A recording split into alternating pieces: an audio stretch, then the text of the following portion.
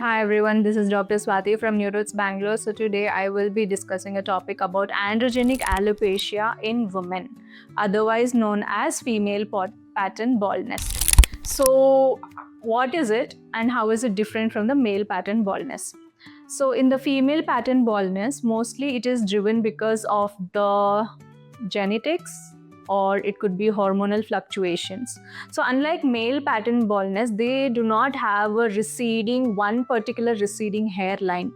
So in the female pattern baldness, what you can find is it's more like hair thinning rather than a complete baldness. There is the hair partition that is widened, or there is a thinning of the hair follicles or the hair structure as well.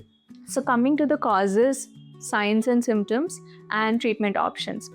When we are speaking about the causes, one is mainly driven by the genetics. Suppose someone has a familial history of pattern baldness, female pattern baldness, that can continue.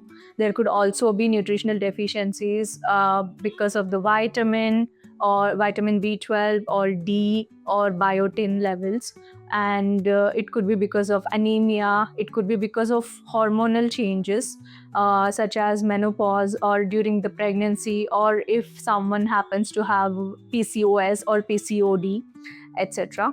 And coming to the signs and symptoms, like I already said, it is not like completely shedding or becoming a bald, creating a bald spot. Rather, it is more like thinning of the hair. Another important factor to be discussed is body enters a certain stage called telogen effluent stage. Whenever the body is under like a fever, under physical stress, the hair follicles get into a stage called telogen effluent, where a lot of hair shedding will happen and it might not grow back. So after that, it also could be because as we age, the hair follicles get shrunken in the size. So that also can cause the thinning of the hair.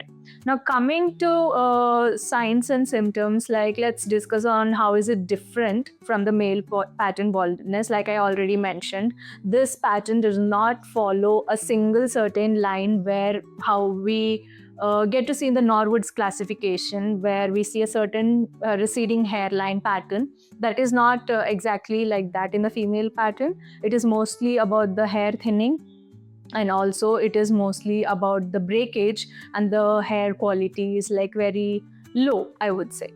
Then coming to the treatment options. Now there are a lot of, it's a multifactorial approach. It's not just like we will do one treatment and then it is done. So I would recommend from the lifestyle changes, like drink enough water and then sleep like at least for 6 to 8 hours, and then have a very good protein rich diet, be it non-vegetarian, be it vegetarian. Make sure protein intake is absolutely there, and after that make sure your vitamin B levels are up to the mark, or D3 levels are up to the mark, and post then check your ferritin levels if they're up to the mark, hemoglobin, ferritin levels, all these levels. And after this, coming to the treatment options, treatment per se, I would suggest PRP or growth factor concentrate treatment. You can also go ahead and do LLLT therapy, which is again low level laser therapy for the scalp. It will actually rejuvenate the hair follicles.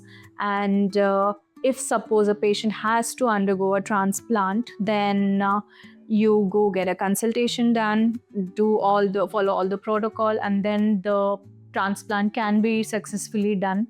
For further details or further doubt clarification, kindly approach us, contact us, and follow us for more. Thank you.